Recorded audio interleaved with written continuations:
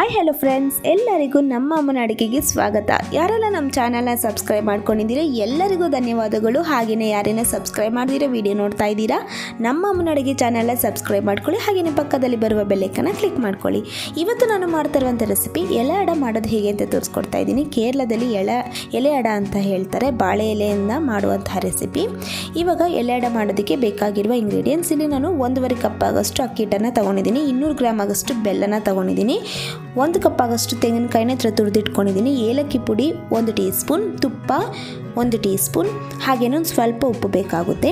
ಇಲ್ಲಿ ನಾನು ಬಾಳೆ ಎಲೆನ ಈ ಥರ ಕಟ್ ಮಾಡಿ ಇಟ್ಕೊಂಡಿದ್ದೀನಿ. ನೋಡಿ, ನಿಮ್ಮ ಹತ್ರ ಈ ಥರ ಬಾಳೆ ಎಲೆ ಇದ್ದರೆ ಈ ರೆಸಿಪಿನ ಮಾಡ್ಬೋದು, ತುಂಬಾ ಚೆನ್ನಾಗಿರುತ್ತೆ. ನೋಡಿ, ಈ ಥರ ಮೀಡಿಯಮ್ ಸೈಜಲ್ಲಿ ಕಟ್ ಮಾಡಿ ಇಟ್ಕೊಂಡಿದ್ದೀನಿ. ಮಾಡೋದು ಹೇಗೆ ಅಂತ ನೋಡೋಣ. ಮೊದಲು ನಾನು ಒಂದು ಪ್ಯಾನಿಗೆ 2 ಕಪ್ ಆಗೋಷ್ಟು ನೀರನ್ನು ಹಾಕ್ಕೊಂಡಿದ್ದೀನಿ. ಇವಾಗ ನಾನು ಇನ್ನೂ ಸ್ಟವ್ ಆನ್ ಮಾಡಿಲ್ಲ. ಸ್ಟವ್ ಆನ್ ಮಾಡ್ದಿರೇ ನೀರು ಹಾಗೇನೋ ಒಂದು ಸ್ವಲ್ಪ ಉಪ್ಪನ್ನು ಹಾಕ್ಕೊಂಡಿದ್ದೀನಿ. ಮತ್ತು ಅಕ್ಕಿ ಹಿಟ್ಟು ಬಂದು 1.5 ಕಪ್ಪಷ್ಟು ಹಾಕ್ಕೊಂಡಿದ್ದೀನಿ. ಇವಾಗ ಇಷ್ಟು ಹಾಕ್ಕೊಂಡು ಒಂದು ಸತಿ ಚೆನ್ನಾಗಿ ಮಿಕ್ಸ್ ಮಾಡ್ಕೋಬೇಕು. ನೋಡಿ, ಇವಾಗ ನಾವು ಈ ಸ್ಟವ್ ಆನ್ ಮಾಡ್ದಿರೇ ಯಾಕೆ ಈ ಥರ ಮಿಕ್ಸ್ ಮಾಡ್ಕೊತೀರ ಅಂದರೆ ಗಂಟು ಏನೂ ಇರೋದಿಲ್ಲ. ಚೆನ್ನಾಗಿ ಒಂದು ಸತಿ ನಾವು ಮಿಕ್ಸ್ ಮಾಡಿಕೊಂಡು ಆಮೇಲೆ ಸ್ಟವ್ ಆನ್ ಮಾಡಿ ನಾವು ಈ ಥರ ಮಾಡೋದ್ರಿಂದ ಅದು ಚೆನ್ನಾಗಿ ಬರುತ್ತೆ. ಮತ್ತು ನೀವು ಈ ಥರ ಇಲ್ಲ ಅಂದ್ರೂ ಹಾಗೇ ನೀವು ಅಕ್ಕಿ ಹಿಟ್ಟಿಗೆ ಬಿಸಿ ನೀರು ಹಾಕಿ ಕಲಸಿ ಮಾಡ್ಬೋದು. ಬಟ್ ನಾವು ಈ ಥರ ಮಾಡೋದ್ರಿಂದ ಫುಲ್ಲು ಸಾಫ್ಟಾಗಿ ಬರುತ್ತೆ. ನೋಡಿ, ಈ ಥರ ಕೈ ಆಡಿಸ್ತಾ ನೋಡಿ, ಈ ಥರ ಮಾಡ್ತಾ ಗಟ್ಟಿ ಆಗ್ತಾ ಬರುತ್ತೆ. ಇವಾಗ ನೋಡಿದ್ರಲ್ಲ ಯಾವ ಥರ ಕನ್ಸಿಸ್ಟೆನ್ಸಿ ಇದೆ ಅಂತ. ಇವಾಗ ಒಂದು ಸತಿ ಈ ಥರ ಮಿಕ್ಸ್ ಮಾಡಿಕೊಂಡು ಇವಾಗ ಇದೆಲ್ಲ ರೆಡಿಯಾಗಿದೆ. ನೋಡಿ, ಇವಾಗ ನಾನೊಂದು ಬೌಲ್ಗೆ ಟ್ರಾನ್ಸ್ಫರ್ ಮಾಡ್ಕೊತಾ ಇದ್ದೀನಿ. ಇವಾಗ ಒಂದು ಬೌಲಿಗೆ ಇದೆಲ್ಲ ಹಾಕಿದ್ದಾದಮೇಲೆ ಒಂದು ಸ್ವಲ್ಪ ತಣ್ಣಗಾಗೋದಕ್ಕೆ ಬಿಡಬೇಕಾಗುತ್ತೆ. ಇವಾಗ ಅಷ್ಟೊತ್ತರಲ್ಲಿ ನಾನಿಲ್ಲಿ ಬೆಲ್ಲ ಪಾಕ ಮಾಡ್ಕೊತಾ ಇದ್ದೀನಿ. ಅದಕ್ಕೆ ಒಂದು ಬೌಲಿಗೆ ಬೆಲ್ಲನ ಹಾಕ್ಕೊಂಡು ಒಂದು ಸ್ವಲ್ಪ ನೀರು 200 ಗ್ರಾಮ್ ಬೆಲ್ಲ ಹಾಕ್ಕೊಂಡಿದ್ದೀನಿ. ಇದಕ್ಕೆ ಒಂದು 1/4 ಕಪ್ಪಷ್ಟು ನೀರು, ಜಾಸ್ತಿ ನೀರು ಹಾಕಕ್ಕೆ ಹೋಗಬೇಡಿ, ಒಂದು ಸ್ವಲ್ಪ ನೀರು, ಅದು ಬೆಲ್ಲ ಕರಗಬೇಕಷ್ಟು ನೀರು ಹಾಕ್ಕೊಂಡ್ರೆ ಸಾಕಾಗುತ್ತೆ. ಇವಾಗ ಇದೆಲ್ಲ ಬೆಲ್ಲ ಎಲ್ಲ ಚೆನ್ನಾಗಿ ಕರಗಿದ ಮೇಲೆ ಇದನ್ನು ಸೋದಿಸ್ಕೋಬೇಕಾಗುತ್ತೆ. ಈ ಥರ ಫಿಲ್ಟರ್ ಮಾಡ್ಕೋಬೇಕು. ನೋಡಿ, ಇವಾಗ ಈ ಥರ ಫಿಲ್ಟರ್ ಮಾಡೋದ್ರಿಂದ ಇದರಲ್ಲಿರುವಂತಹ ಕಲ್ಲು ಅದೆಲ್ಲ ಬಂದುಬಿಡುತ್ತೆ. ಇವಾಗ ಮತ್ತೆ ಫಿಲ್ಟರ್ ಮಾಡಿರೋದನ್ನ ನಾನು ಪಾತ್ರೆಗೆ ಟ್ರಾನ್ಸ್ಫರ್ ಮಾಡ್ಕೊತಾ ಇದ್ದೀನಿ. ಇವಾಗ ಇದೆಲ್ಲ ಹಾಕ್ಕೊಂಡು 1-2 ನಿಮಿಷ ಆದಮೇಲೆ ನಾನು ತೆಂಗಿನಕಾಯಿನ ತುರಿದಿಟ್ಕೊಂಡಿದ್ನಲ್ಲ ಅದನ್ನು ಹಾಕ್ಕೊಂಡಿದ್ದೀನಿ.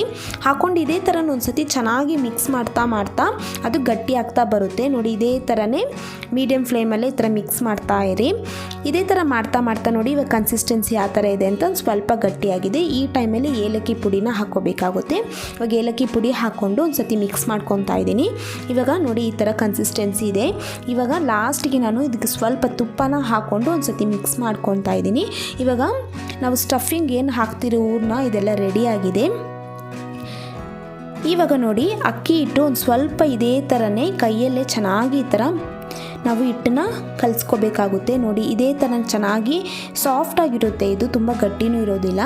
ಇವಾಗ ನಿಮಗೆ ನೀರು ಜಾಸ್ತಿ ಅನಿಸ್ತು ಅಂದರೆ ಒಂದು ಸ್ವಲ್ಪ ಕನ್ಸಿಸ್ಟೆನ್ಸಿ ಒಂದು ಸ್ವಲ್ಪ ಅಕ್ಕಿ ಹಿಟ್ಟು ಹಾಕ್ಕೊಂಡು ಕಲಿಸ್ಕೋಬೋದು. ಇವಾಗ ನೋಡಿ, ನಾನು ಬಾಳೆ ಎಲೆಗೆ ಈ ಥರ ಹಿಟ್ಟನ್ನು ಹಾಕ್ಕೊಂಡು ಈ ಥರ ಎಲ್ಲ ಕಡೆನೂ ಚೆನ್ನಾಗಿ ಈ ಥರ ಪ್ರೆಸ್ ಮಾಡ್ತಾ ಇದ್ದೀನಿ. ಇವಾಗ ಇದೇ ಥರನೇ ಅಂದರೆ ತುಂಬ ತೆಳ್ಳಗೂ ಇರಬಾರ್ದು, ತುಂಬ ದಪ್ಪನೂ ಇರಬಾರ್ದು, ಈ ಥರ ಮೀಡಿಯಮ್ ಸೈಜಲ್ಲಿ ಇರಬೇಕಾಗುತ್ತೆ. ನೋಡಿ, ಇದೇ ಥರನೇ ಚೆನ್ನಾಗಿ ಎಲ್ಲ ಕಡೆ ಸ್ಪ್ರೆಡ್ ಮಾಡ್ಕೊಂಡಿದ್ದಾದಮೇಲೆ ಇವಾಗ ಇದರೊಳಗಡೆ ನಾನು ಹೂರ್ಣನ ಹಾಕ್ಕೊತಾ ಇದ್ದೀನಿ. 1 ಟೇಬಲ್ ಸ್ಪೂನಷ್ಟು ಹಾಕ್ಕೊಂಡಿದ್ದೀನಿ. ಹಾಕ್ಕೊಂಡು ಒಂದು ಸ್ವಲ್ಪ ಲೈಟಾಗಿ ಈ ಥರ ಎಲ್ಲ ಕಡೆನೂ ಸ್ಪ್ರೆಡ್ ಮಾಡಬೇಕಾಗುತ್ತೆ. ಪೂರ್ತಿಯಾಗಿ ಸ್ಪ್ರೆಡ್ ಮಾಡಬೇಡಿ, ಈ ಥರ ಒಂದು ಸೈಡಲ್ಲಿ ಈ ಥರ ನಾವು ಬಿಡಬೇಕಾಗುತ್ತೆ. ಯಾಕಂದರೆ ಅಕ್ಕಿ ಹಿಟ್ಟೋದು ನಾವು ಈ ಥರ ಅರ್ಧ ಭಾಗ ಮಾಡಿ ಪ್ರೆಸ್ ಮಾಡೋದಕ್ಕೆ ಅದು ಬೇಕಾಗುತ್ತೆ. ಇವಾಗ ನೋಡಿ, ಇದೇ ಥರನೇ ಸೈಡಲ್ಲಿ ಪ್ರೆಸ್ ಮಾಡ್ಕೋಬೇಕಾಗುತ್ತೆ. ಈ ಥರ ಪ್ರೆಸ್ ಮಾಡಿಕೊಂಡ್ರೆ ಇವಾಗ ಇದೆಲ್ಲ ರೆಡಿಯಾಗಿದೆ. ನಾನು ಇದೇ ಥರನೇ ಎಲ್ಲನೂ ಈ ಥರ ಸಪ್ರೇಟಾಗಿ ಮಾಡಿ ಇಟ್ಕೊಂಡಿದ್ದೀನಿ. ನೋಡಿ, ಇವಾಗ ಇದೆಲ್ಲ ರೆಡಿಯಾಗಿದೆ. ಇವಾಗ ನಾನು ಇಡ್ಲಿ ಪಾತ್ರೆಯಲ್ಲಿ ಆಲ್ರೆಡಿ ನೀರು ಹಾಕಿ ಇಟ್ಕೊಂಡಿದ್ದೀನಿ. ಇವಾಗ ಇದೇ ಥರನೇ ಇಡ್ಲಿ ಪಾತ್ರೆಯಲ್ಲಿ ಈ ಥರ ಮೇಲ್ಗಡೆ ಎಲ್ಲನೂ ಅಂದರೆ ಒಂದೇ ಸತಿ ನಾವು ಹಾವಿಯಲ್ಲಿ ಈ ಥರ ಬೇಯಿಸ್ಕೋಬೋದು. ಇವಾಗ ಇದೆಲ್ಲ ಹಾಕ್ಕೊಂಡು ಈ ಥರ ಕ್ಲೋಸ್ ಮಾಡಿ ಇವಾಗ ಮೀಡಿಯಮ್ ಫ್ಲೇಮಲ್ಲಿ ನಾನು ಒಂದು 15 ನಿಮಿಷ ಅದನ್ನು ಬೇಯೋದಕ್ಕೆ ಬಿಡ್ತಾಯಿದ್ದೀನಿ. ಒಂದು 15 ನಿಮಿಷ ಆದರೂ ಬೇಕಾಗುತ್ತೆ ಫ್ರೆಂಡ್ಸ್. ಇವಾಗ ನೋಡಿ, ಒಂದು 15 ನಿಮಿಷ ಆದಮೇಲೆ ಇದೆಲ್ಲ ಚೆನ್ನಾಗಿ ಬೆಂದಿದೆ. ನೀವು ಬಿಸಿಯಲ್ಲಿರುವಾಗನೇ ಅದು ಓಪನ್ ಮಾಡಬೇಡಿ, ಒಂದು ಸ್ವಲ್ಪ ತಣ್ಣಗಾಗೋದಕ್ಕೆ ಬಿಡಬೇಕಾಗುತ್ತೆ. ತಣ್ಣಗಾದ್ಮೇಲೆ ಅದು ಚೆನ್ನಾಗಿರುತ್ತೆ. ಇವಾಗ ನೋಡಿ, ನಾನು ಓಪನ್ ಮಾಡಿ ತೋರಿಸ್ತೀನಿ. ಕೈಗೆ ನಮಗೆ ಅಂಟಬಾರ್ದು ಅದು. ನೋಡಿ, ಇವಾಗ ಕಟ್ ಮಾಡಿ ತೋರಿಸ್ತೀನಿ ಎಷ್ಟು ಚೆನ್ನಾಗಿ ಬಂದಿದೆ ಅಂತ. ತುಂಬಾ ಟೇಸ್ಟಿಯಾಗಿರುತ್ತೆ. ನೀವು ಈ ಥರ ಬಾಳೆ ಎಲೆ ಇದ್ದರೆ ಈ ಥರ ಬ್ರೇಕ್ಫಾಸ್ಟಿಗೆ ಮಾಡ್ಕೋಬೋದು, ಹಾಗೆಯೇ ಸ್ನ್ಯಾಕ್ಸಾಗಿ ಕೂಡ ಮಾಡ್ಕೋಬೋದು. ತುಂಬಾ ಟೇಸ್ಟಿಯಾಗಿರುತ್ತೆ, ಹಾಗೆ ಹೆಲ್ತಿ ಕೂಡ. ನಿಮಗೆ ರೆಸಿಪಿ ಇಷ್ಟ ಆಗಿದ್ದರೆ ನೀವು ಕೂಡ ಮನೇಲಿ ಒಂದ್ಸತಿ ಟ್ರೈ ಮಾಡಿ ಹೇಗೆ ಬಂತಂತ ಕಮೆಂಟ್ ಮಾಡಿ. ಹಾಗೆಯೇ ನಮ್ಮ ಅಮ್ಮನ ಅಡುಗೆ ಚಾನಲ್ನ ಸಬ್ಸ್ಕ್ರೈಬ್ ಮಾಡ್ಕೊಂಡಿಲ್ಲ ಅಂದರೆ ಸಬ್ಸ್ಕ್ರೈಬ್ ಮಾಡ್ಕೊಳ್ಳಿ, ಪಕ್ಕದಲ್ಲಿ ಬರುವ ಬೆಲ್ಲೈಕನ್ನ ಕ್ಲಿಕ್ ಮಾಡ್ಕೊಳ್ಳಿ. ಈ ವಿಡಿಯೋ ನೋಡಿರುವ ಎಲ್ಲ ವೀಕ್ಷಕರಿಗೂ ಧನ್ಯವಾದಗಳು.